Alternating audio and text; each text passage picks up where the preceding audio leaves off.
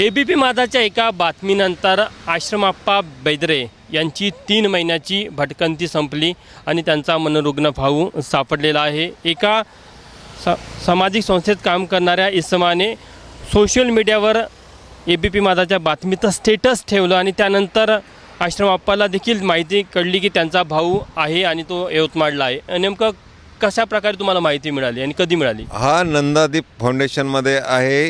हे आम्हाला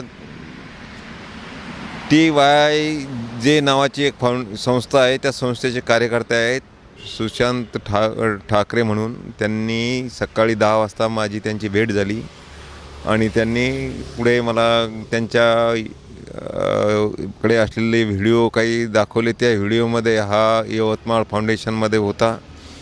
त्या फाउंडेशनमध्ये आज जाऊन आम्ही 4 वाजता त्याला ताब्यात घेतलं। तर हा 29/11ला सोनेगाव पोलीस स्टेशनमधून नंदादीप फाउंडेशनकडे हा राहण्यासाठी गेला होता। त्याला सांभाळलं त्यांनी। 2 महिने तिथे होता, 1 महिना शहरामध्ये होता।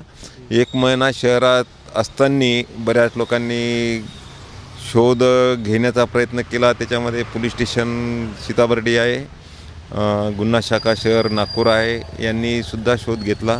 पण हा यवतमाळ येथे असल्यामुळे आम्हाला तो शोधून आम्ही खूप पायपीट केली पण आम्हाला मिळाला नाही। यानंतर काही वृत्तपत्रांनी बातम्या दिल्या आणि त्याच्यामध्ये ABP माझाने जी बातमी दिली त्याच्यामध्ये त्या ABP माझाच्या या योगदानामुळे हा आम्हाला शेवटी त्या तिथपर्यंत जाण्यास आम्हाला एक सहकार्य मिळालं। आणि या सर्व याच्यामध्ये घडामोडीमध्ये सामाजिक कार्यकर्ते ठाकरे आणि ABP माझा मी आभारी आहे। धन्यवाद। स्टेटस कोणी ठेवलं होतं? ठाकरेंना सांगितलं ना मी। सविस्तरमध्ये कसं माहीत पडलं तुम्हाला? ठाकरेने यांनी ते स्टेटस ठेवलं आणि त्या ठाकरेच्या स्टेटसमुळेच हा मिळाला। धन्यवाद। बरं, आता काय पुढची प्रोसेस काय? पुढची प्रोसेस याला आता दवाखान्यामध्ये भरती करणे आणि दवाखान्यामध्ये भरती करून त्याला 2-4 महिन्याच्या नंतर त्याची तब्येतीमध्ये सुधारणा झाल्यानंतर घरी घेऊन जाणे। कॅमेरामॅन व्यंकटेश नायडूसह तुषार कोहळे, ABP माझा, नागपूर। ABP माझा, उघडा डोळे बघा नीट।